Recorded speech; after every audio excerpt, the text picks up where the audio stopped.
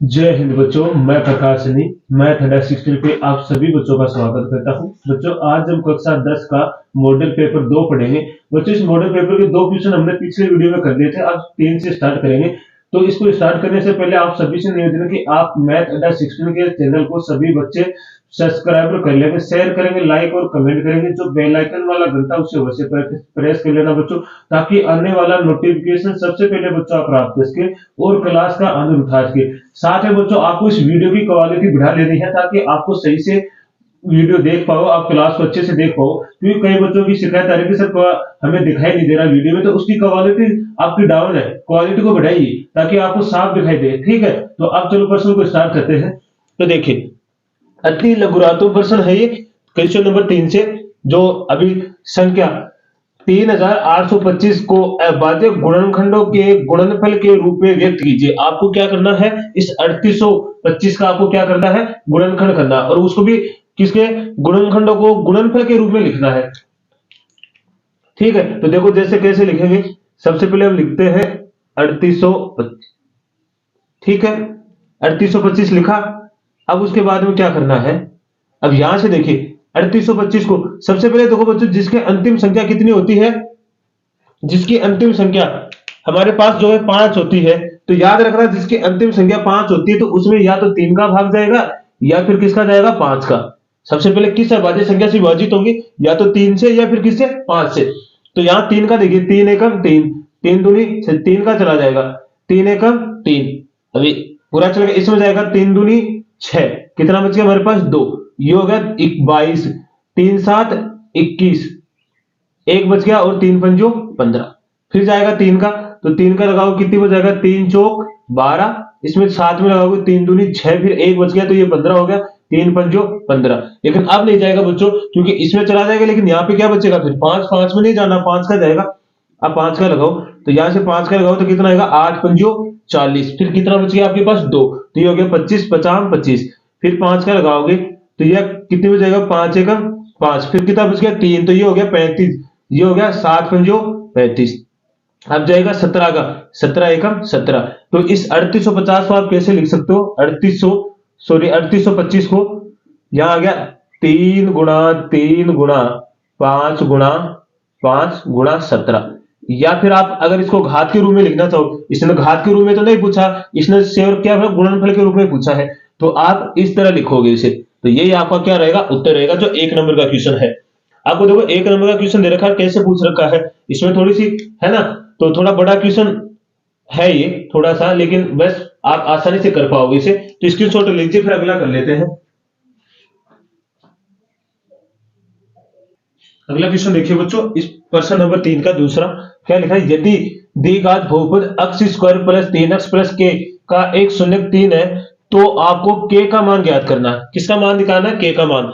इसका मतलब देखो आपको क्या दे रखा है, जो हमारे पास द्विघात समीकरण x square plus 3x plus k का शून्य का आपको क्या दे रखा है बच्चों, इसका शून्य 3 है। इसका मतलब आपको क्या दे रखा है बच्चों, x का मान दे रखा है, x का मान आपको कितना दे रखा है, 3 दे रखा है। कितना दे रखा है, 3 है। ये हमारे पास देखो क्या है, आप सबसे पहले इसे क्या मान लोगे कि माना px बराबर x square plus 3x plus k। ठीक है, मान लिया आपने के। अब यहाँ पे आपको एक शून्य दे रखा है, इसका मतलब x का मान दे रखा है आपको, तो x का मान रखिए यहाँ पे। जैसे आप x का मान रखोगे यहाँ पे 3 का होल स्क्वायर प्लस 3 गुणा 3 प्लस के हो गया यहां से। अब यहां से देखो आपका शून्य कितना है, 3 ही है। ठीक है, तो यहां से देखो, अब यहां से क्या आएगा, 3 का स्क्वायर कितना होता है, 9, और 3 को 3 से गुणा करोगे तो कितना है, 9 प्लस के। तो यहां से आपके पास क्या आ गया, 18 प्लस के। अब देखो सबसे पहले आपको क्या करना है बच्चों, इस पी को तो क्या करोगे, यहाँ पे चूंकि px बराबर क्या ले लोगे आप, 0, इसके बराबर 0 लोगे, तो यहां से किसके बराबर आ जाएगा, 18 प्लस के बराबर 0। अब ये 18 प्लस का उधर जाएगा तो किस में चला जाएगा, ये माइनस में, तो यहां से आएगा के बराबर माइनस के 18। तो आपके पास के का मान कितना आ जाएगा, -18। देखो सबसे पहले क्या, वो जो शून्य दे रखा ना, ये शून्य कितना 3 है, तो याद रखना शून्य का मतलब आपको अक्स का मान, अल्फा बीटा का मान दे रखा है या अक्स का मान दे रखा है दीघात। तो यहां से देखो आपके पास अक्स का मान दे रखा, आपने अक्स के बराबर 3 ले ले, आपने माना कि ये किसके बराबर है, पीएक्स के बराबर है, पीएक्स के बराबर आप मान के यहां से आपने किसका 18 प्लस के निकाल लिया। अब इस px को आपने p3 को आपने किसके बराबर मान लिया, 0 के, और 0 के बराबर रखा तो आपके पास किसका मान आ गया, k का, और वो कितना आ गया माइनस के 18। तो कोई दिक्कत है, स्क्रीनशॉट ले लीजिए, फिर अगला क्वेश्चन करते हैं। अगला क्वेश्चन देखिए बच्चों, तीसरा क्या लिखा है, 7 पेंसिल तथा 5 पेनों का मूल्य 29 रुपए है, तो इसका बीज गणितीय रूप में लिखना है। मसला आपको बीज गणितीय रूप में लिखना है, जो मैंने आपको सिखाया था ना बीज गणितीय रूप क्या होता है। तो देखो आपको सबसे पहले क्या दिया गया बच्चों, यहाँ पे 7 पेंसिल तथा 5 पेनों का मूल्य दिया गया। देखो जब भी ऐसा क्वेश्चन आता है तो आपको क्या करना है, उनके एक का, किसी 5 पेंसिल तो एक पेंसिल का मूल्य मान लेना है और एक पेन का मूल्य मान लेना है, फिर आसानी से आपका बीजगणितीय समीकरण बन जाएगा। तो सबसे पहले क्या करना, आपको माना एक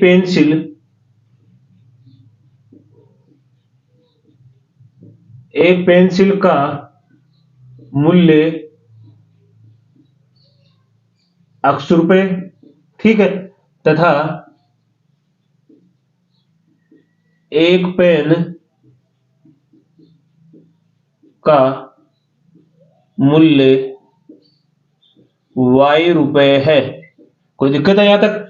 सबसे पहले क्या मानना है, देखो 5 पेंसिल, जब तक आपको एक का नहीं पता रहेगा कि आपको जब मैंने कह दिया कि आपको 20 रुपए में आपने 20 रुपए में 5 पेन खरीदे, कितने पेन खरीदे, 5 पेन मैंने बोला। तो अब आपको जब तक मैंने डायरेक्ट बोल दिया कि आपको 20 रुपए में आपने 5 पेन खरीदे, जब तक आपको एक पेन का मूल्य नहीं पता रहेगा, क्या आप 500 का बता सकते हो? बिल्कुल नहीं। तो जब से पहले आपको पता चल जाएगा कि एक पेन का मूल्य इतना है, तो 5 का आसानी से बता दोगे कि भाई 5 का तो है क्या है, 20 रुपए है। ऐसे एक का पता चलेगा, तो एक 7 पेंसिल है, एक पेंसिल का मूल्य कितना, ₹100, तो 7 पेंसिल का कितना हो जाएगा, 7x। उसी तरह 5 पेन है, एक पेन का मूल्य ₹Y, तो 5 पेनों का कितना हो जाएगा बच्चों, 5Y, और टोटल मिला के कितने रुपए दे रहा है ये, 29 रुपए दे रहा है। तो यही आपका क्या है, बीजगणितीय समीकरण है। बीजगणितीय मतलब जिसमें चरों का गुणनफल हो उसे क्या बोलते हैं, बीजगणितीय बोलते हैं। यही आपका उत्तर है। तो स्क्रीनशॉट ले लीजिए, फिर अगला क्वेश्चन करते हैं। अगला देखिए बच्चों, चौथा क्या लिखा है, संलग्न आकृति में बीसी समांतर पीक्यू के, जो ये वाली रेखा है बच्चों, ये समांतर किसके, इस वाली रेखा की, ठीक है। यदि एपी 4 सेंटीमीटर है, एपी आपकी एपी कौन सी है, ये वाली 4 सेंटीमीटर, एक्यू ये वाली कितनी 5 सेंटीमीटर है, और क्यूसी ये वाली 2.5 सेंटीमीटर है। तो आपको क्या निकालना है, पीबी, आपको ये वाली दूरी बताने की कितनी है, तो ज्ञात कीजिए। तो बच्चों आपने थेल्स प्रमेय में पढ़ा है, जब दो रेखाएं समांतर होती है तो उनकी भुजाओं का अनुपात क्या होता है, बराबर होता है। क्या होता है, बराबर। अब ये दोनों रेखाएं समांतर हैं, तो इसका मतलब इन दोनों भुजाओं का अनुपात क्या है, बराबर है। तो यहां से आप क्या लिखोगे, जब बीसी समांतर है किसके, पीक्यू के, तो आप क्या लिखोगे, थेल्स प्रमेय से क्या लिखोगे, थेल्स प्रमेय से आप लिखोगे इस भुजा का अनुपात इस भुजा के अनुपात के क्या बराबर। तो यहां से आप लिखोगे AQ बटे क्या लिखोगे, AQ बराबर क्या हो जाएगा, QC बराबर हो जाएगा किसके, AP बटे PB के। कोई दिक्कत है? अब देखो आपके पास AQ का मान कितना है, 5, QC का मान कितना है, 2.5, यह है 2.5 बराबर। एपी का मान तो क्या है, एपी का मान, एपी कौन सा आपका, ये रहा 4, और पीबी का मान तो आपको निकालना है, तो वो आपको निकालना है। अब देखिए यहां से वज्र गुण कर दो, इसको इधर से और इसको इधर, क्या लिखोगे, वज्र गुणन करने पे, गुणन करने पर, ठीक है। तो वज्र गुण करोगे तो ये तो हो जाएगा 5 पीबी बराबर। अब देखो 2.4 ये हो गया 2.4 गुणा 2.5 गुणा 4। अब 2.4 को तो 25 चौके कितना हो जाएगा, यहां पे देख लो 5 पीबी ये हो जाएगा 4 पंजो 20, असल की 2 पॉइंट के स्थान पर 4 दूनी 8 और कितना हो जाएगा 2 10। तो यहां से पॉइंट के बाद जीरो, तो उसका कोई महत्व नहीं होता है। तो यहां से आप क्या लिखोगे 5 PB बराबर 10। तो यहां से 5, यहाँ PB बराबर हो जाएगा 10/5। तो ये हो गया 5 दूनी 10। तो यहां से PB का मान कितना आ गया आपके पास 2 सेंटीमीटर। तो ये वाली आपके पास कितनी आ जाएगी 2 सेंटीमीटर। ये आपका उत्तर है। इस तरह करना। देखो बच्चों, जब भी दो रेखाएं समांतर होती है तो इनकी समांतर रेखाओं की जो भुजाएं होती है उनका अनुपात क्या होता है, बराबर होता है। और वो कौन सी प्रमेय बोलते हैं, थेल्स प्रमेय की बोलती है। तो उसी के माध्यम से हमने इसको हल कर दिया। तो बिल्कुल आसान क्वेश्चन था, स्क्रीनशॉट ले लीजिए। फिर अगला करते हैं।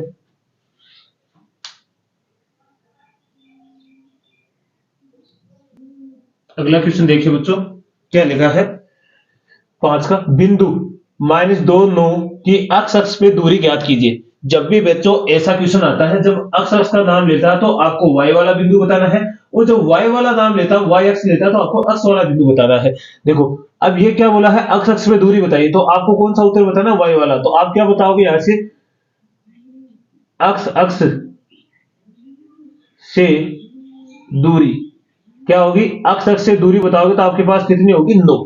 कितनी होगी 9, क्योंकि आपसे अक्ष अक्ष से पूछा तो आपको उत्तर बताना है y वाला। क्या बताना है, y वाला बताना। तो यही आपका उत्तर है। बिल्कुल आसान था, शॉर्ट था।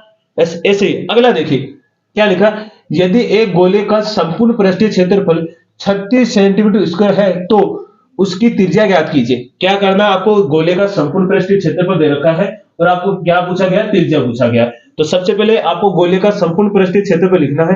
तो आप लिखोगे गोले का संपूर्ण पृष्ठीय क्षेत्रफल। तो गोले का संपूर्ण पृष्ठीय क्षेत्रफल क्या होता है, ये आप जानते ही हो, क्या होता है 4πr²। संपूर्ण पृष्ठीय क्षेत्रफल भी यही होता है और वक्र पृष्ठीय क्षेत्रफल भी बच्चों यही होता है गोले का। ठीक है, अब देखो हमारी तरफ से वक्र पृष्ठीय क्षेत्रफल ये ट्यूशन की तरफ से कितना 36, तो जगह πr² बराबर 36। कोई दिक्कत है यहां तक। अब देखो मैं इसको उधर भेजता हूं, इस पाई को, आपको तो आर का मान चाहिए, मैं इसको भेजता हूं इधर। ये तो हो गया πr², ये हो गया 36/4। तो ये हो गया 9 चौक 36। ठीक है, अब यहां से क्या आएगा πr² बराबर 9। पाई का मान आपको पता ही है कितना होता है 22/7। तो 22/7 गुणा r² बराबर 9। इसको उधर भेज दीजिए, इधर गुणा में उधर किस में चला जाएगा, भाग में। तो यहां से आपके पास क्या आएगा r² बराबर 9 गुणा 7/22। तो यहां से क्या आएगा r² बराबर 9 7 63/22। तो r बराबर आ जाएगा √ आपके पास 63/22। ठीक है, कितना आ गया 63/22। अब इसे देखो, अब इसे कैसे, इसका उत्तर कैसे निकालोगे आप, कितना उत्तर आएगा 63 आ गया ना। अब जब भी ऐसा आता तो बच्चों आपको देखो, जब भी ऐसा आता तो इसका कैसे निकालोगे आप, जैसे 63 है, इसका आपको सबसे पहले क्या करना है, भाग विधि से क्या करोगे, भाग विधि का प्रयोग करोगे, और यहां पे कोई दो जोड़ा आप ले लो, 0 अपनी तरफ से उतार दो। ठीक है, अब देखो दो दो के जोड़े बनते हैं, वर्गमूल निकालते हैं, तो इससे होता है वर्गमूल। तो यहां से देखो ऐसी संख्या से गुणा करना कि इस तरह से ऊपर नहीं जाना चाहिए। 9 से 9 से करोगे तो 7 से 8, 8 को 64 हो जाएगा। इसको करो 7 को 7 से गुणा करोगे तो कितना आएगा, 8 से 28 64 हो जाएगा, 7 7 49। अब इन दोनों को जोड़ दो, 7 दूनी 14 हो गया, 49 आएगा। 13 में से 9 जाएगा, कितना बचेगा 4, और 5 में से 4 जाएगा 1। अब 14 में तो जाना नहीं है, यहां से पूरा क्या उतारा कि जोड़ा। अब देखो यहां से बच्चों आपके पास कितना आ गया 7। अब एक बात देखना, आप दो जोड़ा आपने एक साथ मतलब 0 उतारा तो इससे पहले क्या आता है आपका पॉइंट आता है। ठीक है, अब देखो 14 को ऐसी संख्या से गुणा कीजिए कि अगर 10 से गुणा करोगे 1400 हो जाएगा, जब ऊपर चला जाएगा। अब 14 को ऐसे 9 9, तो 9 9 81 असल की 8, 9 चौक 36, 3600 और 8 कितने होते हैं 44 असल की 4, 9 और 4 कितने होते हैं 13। तो ये लगभग कितनी आएगा 9। तो इस वाले का तो आपके पास आ गया, ऊपर वाले का 7.9 बच्चे 22। तो जब इस 22 का निकालेंगे तो सेम ऐसे काम करेंगे, इस 22 का भी, इस 22 का भी ऐसे निकालेंगे। तो अब देखो 22 का निकाल लो, यहां भी 2 0 उतार लो। अब देखो 5 को 5 से करोगे 25, 4 को 4 से 25 हो जाएगा, 4 को 4 से गुणा करोगे कितना हो जाएगा 16, 4 हो गया, दोनों को जोड़ो कितना हो गया 8। अब देखो ये कितना 16 कितना बच गया आपके पास 6 बच गया। अब 6 में तो जाने नहीं है, यहाँ जोड़ा उतारोगे आप तो यहां से क्या आएगा पॉइंट। अब देखो अब 10 से गुणा करोगे तो 800 हो जाएगा, 9 से 9 9 81 9 उल्टा 72, नहीं 8 से करो, 5 से करके देख, हम करते हैं इसे 8 से, अंटे अंटी 64 असल की 6 अंटे अंटी 64 और 6 कितने हो गया 70, ये तो ऊपर चला गया, तो हम करते हैं इसको 7 से, 7 7 7 तो 7 49 असल की 4 7 टू 8 टू 56 56 और 4 कितने होते हैं बच्चों 60, ये भी ऊपर जाएगा तो लगभग ये कितना आएगा 6 आएगा, कितना आएगा 6। तो इसका मतलब ये कितना हो गया हमारे पास।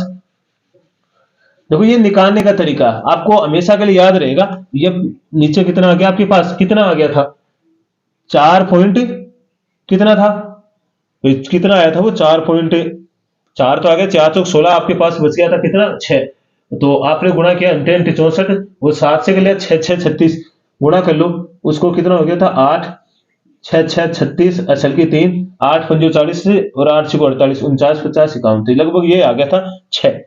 अब देखो इस पॉइंट से पॉइंट हट गया तो यहां से आपके पास आर बराबर आ जाएगा 79 46। अब लगा लेना, इसमें भाग लगा लेना, आपका उत्तर आ जाएगा। ठीक है, इससे आगे आपको क्या लगाना है, इस 79 में आपको 46 का भाग लगा देना, आपका त्रिज्या आ जाएगी। तो यही आपका उत्तर है, स्क्रीनशॉट ले लीजिए बच्चों इसका।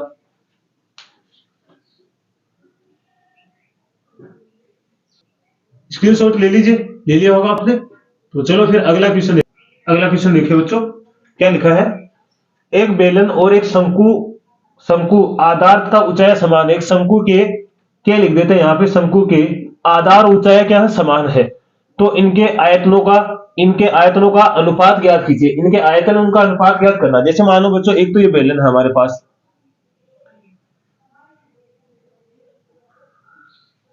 ठीक है, और एक है शंकु, ये वाला हो गया शंकु। तो ये वाला देखो यहां से यहां तक की क्या होगी त्रिज्या, मतलब ये भी त्रिज्या आर है, ये भी आर है, मतलब इनके आधार का मतलब इसकी त्रिज्या समान है। दूसरी बात आपकी यहां से इनकी ऊंचाइयां, ये वाली आपको दे रखी ऊंचाई, ये भी क्या है समान है, मतलब ये एच है तो ये भी कितनी है एच। आपको त्रिज्या भी समान दे रखी है और आपको ऊंचाई भी समान दे रखी है। अब इनके आयतनों का अनुपात ज्ञात करना है, तो सबसे पहले आपको क्या करना है, माना बेलन व शंकु की ऊंचाइयां क्रमशः h तथा त्रिज्या r है। ठीक है, अब देखो यहां से सबसे पहले आपको क्या करना है, अनुपात पूछा है तो सबसे पहले आप क्या लिखोगे, किसका पूछा है, सबसे पहले तो यहां लिख दोगे बेलन का, बेलन का आयतन, बेलन का आयतन बटे शंकु का आयतन। तो बेलन का आयतन कितना होता है बच्चों, पाई आर स्क्वायर एच, और इसका कितना होता है 1/3 पाई आर स्क्वायर एच। ठीक है, अब देखो ये दोनों सेम है तो ये वाला तो इससे कैंसिल हो गया, तो आपके पास कितना बचा 1/3। अब देखो ये वाला तो चला गया नीचे, तो ये जाएगा ऊपर, तो ये कितना हो जाएगा 3/1, तो आपका अनुपात कितना आ गया 3:1। कितना आ गया 3:1, यही आपका उत्तर है। देखो सबसे पहले क्या करना आपको, बेलन का आयतन है तो बेलन का पहले पूछा, ऊपर शंकु का आयतन। अब देखो ये तो समान है, त्रिज्या भी समान है, ऊंचाई भी समान है, तो ये तो कैंसिल हो जाएंगी, बचेगा ऊपर बचेगा 1, नीचे 1/3। अब नीचे 1/3 है तो 3 तो जाएगा ऊपर, 1 चला जाएगा अपने स्थान पे। अब 3 में 1 का भाग होता है 1 ही, तो 3 अनुपात कितना हो गया 1, मतलब 3/1 आ गया, तो इसको आप लिख सकते हो 3:1। तो यही आपको इनके आयतनों का अनुपात है। तो स्क्रीनशॉट इसका भी ले लीजिए। अगला क्वेश्चन देखिए बच्चों क्या लिखा है, 21 सेंटीमीटर त्रिज्या वाले एक वर्त का एक चाप केंद्र पर 60 डिग्री का कोण अंतरित करता हुआ तो बनाता है, चाप की लंबाई ज्ञात कीजिए। देखो सबसे पहले हम डायग्राम के माध्यम से सीखेंगे। ठीक है, ये वाला हो गया, ये हमारा है केंद्र। अब यहां से देखो मैंने क्या कहा था, दो त्रिज्याओं के मध्य का भाग क्या कहलाता है त्रिज्याखंड। ये हो गया, ये थीटा का मान दे रखा है 60, इसको मैं ए दे देता हूं, ओ ए बी। अब देखो चाप क्या होता है, दोनों दो त्रिज्या खंडों का मध्य का भाग क्या होता है, त्रिज्या, ये वाला देखो, ये क्या कहलाता है आपका चाप। ये यहां से लेके ए से लेके बी तक का क्या कहलाता है, चाप। आपको त्रिज्या दे रखी है कितनी, 21 सेंटीमीटर। कितनी दे रखी, 21 सेंटीमीटर। आपको पूछा गया है इस चाप की क्या बतानी है, यहां से लेके यहां तक की क्या बतानी है, आपको लंबाई बतानी है। क्या बतानी है, लंबाई। तो आप सबसे पहले यहां से लिखोगे, क्या लिखोगे, चाप की लंबाई। क्या बताओगे, चाप की लंबाई। तो क्या होता है, 2 पाई r थीटा बटे में कितना आएगा, 360। कितना आएगा, 2 पाई r थीटा बटे में 360। देखा आपने, क्या होता है, चाप की लंबाई क्या होती है, 2 पाई r थीटा बटे 360। अब देखो यहाँ पे r का मान तो आपको कितना दे रखा है, 21 सेंटीमीटर, और आपके पास थीटा का मान कितना है, 60 डिग्री। कोई दिक्कत है, अब यहाँ पे रख दीजिए। तो यहां से क्या होगा, 2 गुणा पाई का मान आप क्या लोगे, 22/7 गुणा थीटा, आर का मान है 21, थीटा का मान कितना, 60 बटे में कितना आएगा, 360 डिग्री। 60 से काटोगे 7 पे 21, 0 से 0, 6 6 36। अब देखो 3 दूनी कितना हो गया, 6, और 2 से ये 2 कट गया, तो आपके पास कितना बचा, केवल 22। तो ये होगी 22 सेंटीमीटर। तो इस चाप की लंबाई आपके पास कितनी आएगी बच्चों, 22 सेंटीमीटर। बिल्कुल आसान क्वेश्चन था, बस दिखने में बहुत बड़ा क्वेश्चन लग रहा था, लेकिन बिल्कुल ही आसान क्वेश्चन है। आपको तो वैसे इसमें आपको सूत्र याद रहना चाहिए, उसमें आप रखो, मान लो आपका क्या आ जाएगा, उत्तर आ जाएगा। तो आपको समझ में आया, तो स्क्रीनशॉट लीजिए, फिर अगला करते हैं। चलो बच्चों अगला क्वेश्चन देखिए क्या लिखा है। भूमि के एक बिंदु से जो मीनार के पाद बिंदु से 30 मीटर की दूरी पर है, मीनार के शिखर का उन्नयन कोण 30 डिग्री है, तो मीनार की ऊंचाई ज्ञात कीजिए। देखो सबसे पहले आपको क्या दे रखा है, मीनार दे रखा है। बच्चों ये वाला मान लिया मीनार, ये कितना है, 30 मीटर है, 30 मीटर ऊंचा है। सॉरी, ये तो ऊंचाई तो निकाले, सॉरी ये नहीं है, मीनार की नहीं है, 30 और अब देखो ये मीनार हो गया हमारा, क्या हो गया, मीनार। ये क्या है, मीनार। अब मीनार के पाद बिंदु से ये कितनी दूरी पर, मीनार के पाद बिंदु से 30 मीटर दूरी पर। देख लेते हैं, ये मान लेते हैं मीनार का, ये आज से देखो ये मीनार का पाद बिंदु, इससे कितना, ये 30 मीटर दूरी पे है। ठीक है, 30 मीटर दूरी पे है। मीनार के शिखर का उन्नयन कोण 30 डिग्री है, मतलब आप नीचे से ऊपर की तरफ देखोगे तभी तो आपका क्या बनेगा, उन्नयन कोण। मतलब ये वाला आपका क्या हो गया, उन्नयन कोण। ये कितना आपका 30 डिग्री है। आपको क्या निकालना है, मीनार की ऊंचाई। आपको ये बतानी ऊंचाई, इस मीनार की ऊंचाई क्या है, तो ये मान लेते हम h मीटर है। कितनी है, h मीटर। आपको ये h का मान निकालना, मतलब इसकी ऊंचाई निकालनी है। तो सबसे पहले आपको क्या करना है, आपको करना कि माना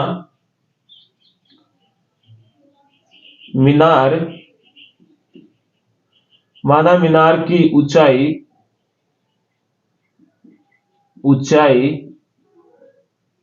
h मीटर है। ठीक है, अब देख लो यहां से, इसको मैं नाम दे देता हूं, त्रिभुज ABC। ठीक है, यहां से आपके पास क्या है, AB का मान आपके पास कितना हो गया, h मीटर। ठीक है, BC का मान आपके पास कितना हो गया, 30 मीटर, और आपके पास थीटा का मान कितना हो गया, 30 डिग्री। कितना है, 30 डिग्री। परीक्षा में बच्चों आपको ऐसे लिखना है, एक भी नंबर कटने का चांस नहीं रहेगा, एक भी नंबर आपका मतलब कटेगा नहीं, आपका आधा नंबर भी नहीं काट सकता हूं। अब आपको क्या लिखना है, एग्जामिनर आपका आधा नंबर भी नहीं निकालेगा। आप सबसे पहले आप कहना त्रिभुज ABC में, अब देखो ऊंचाई निकालनी आपको, ये वाला देखो, ये तो 90 डिग्री समकोण त्रिभुज है। अब देखो ये ऊंचाई है, ये हमारे पास क्या हो गया, आधार, मतलब ये लंब और ये ऊंचाई। तो लंब बटे आधार किसका होता है, अब जानते हो लंब बटे आधार किसका होता है, टेन का। तो यहां से आप लिखोगे टेन थीटा बराबर लंब बटे आधार। अब टेन थीटा का मान आपके पास दे रखा कितना, 30 डिग्री। लंब कितना आपके पास h, आधार कितना आपके पास 30। टेन 30 का मान कितना होता है, तो होता है 1/√3 बराबर h बटे 30। अब देखो वज्र गुण करो, ये 30 के पास जाएगा, ये इधर जाएगा, तो यहां से कितना आएगा आपके पास, √3h बराबर 30। ठीक है, तो ये देखो h का मान निकाले, √3 गुणा में इधर किसमें जाएगा, भाग में, तो h बराबर 30 बटे √3।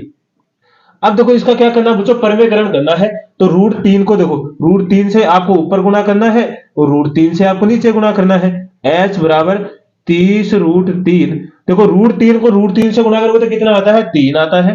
अब 3 से काटोगे तो ये कितने पर कट गया, 10 पर। तो आपका h बराबर हो गया 10 √3 मीटर। तो आपके पास मीनार की ऊंचाई कितनी आ गई, इसकी 10√3 मीटर। ये आपका उत्तर है। इस तरह आपको परीक्षा में करना है तो आपका एक भी नंबर नहीं कटेगा। तो इसका भी स्क्रीनशॉट ले लीजिए। फिर अगला क्वेश्चन करते हैं।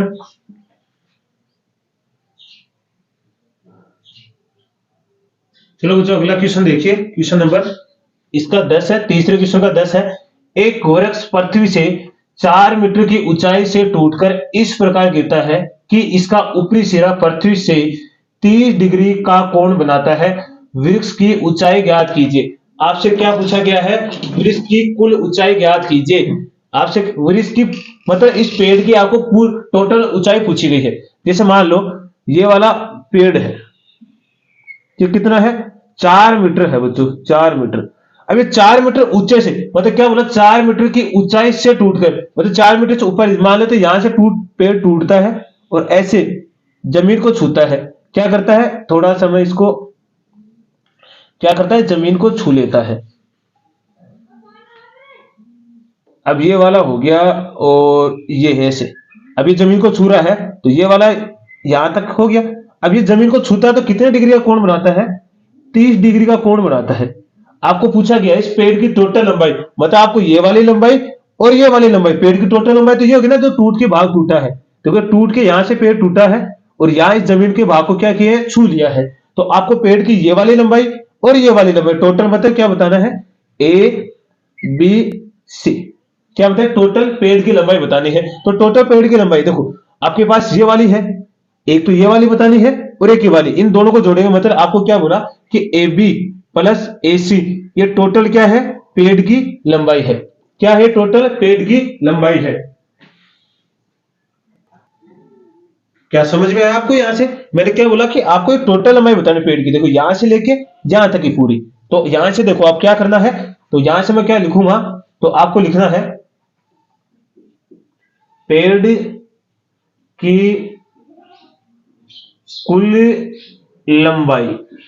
तो पेड़ की कुल लंबाई कितनी हो जाएगी आपके पास, यहां से क्या हो जाएगी, ए बी प्लस ए सी, ये वाली और ये वाली को जोड़ेंगे तो ही तो पेड़ की टोटल लंबाई होगी। तो सबसे पहले देखो ये वाला आपको पता नहीं है, ये वाला बीसी, तो मैं इसको तो मान लेता हूं एक्स मीटर, और ये वाला आपको पता नहीं है, इसको मान लेता हूं मैं एच मीटर। तो आपको क्या मानना है,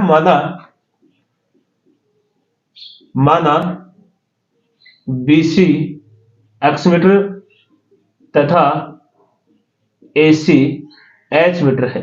इसको समीकरण नंबर 1 दे देंगे। जो भी हमारा ए बी और एसी का मान आएगा वह इस समीकरण नंबर 1 में रख देंगे, तो पेड़ की टोटल लंबाई आ जाएगी। अब आपको क्या करना है, यहां से लिखना है त्रिभुज ए बी सी में। देखो सबसे पहले आपको क्या निकालना है, अगर ये वाला आपको ये वाला तो है, ये वाली तो निकालनी है आपको एच का। अगर एच का मान आपके पास आ जाए तो पेड़ की टोटल लंबाई आ जाएगी, इसकी तो आवश्यकता भी नहीं पड़ेगी हमें हमें तो ये वाली बतानी भाई। तो पेड़ की टोटल लंबाई देखो ये हो गया हमारे पास क्या, लंब, और ये क्या हो गया, करण। तो किसमें लगता है, लंब बटा करण किसका होता है, तो साइन थीटा का। तो आप यहां से लिखेंगे साइन थीटा, ठीक है, साइन थीटा बराबर क्या होता है, लंब बटा क्या होता है, करण, ठीक है, लंब बटा करण होता है।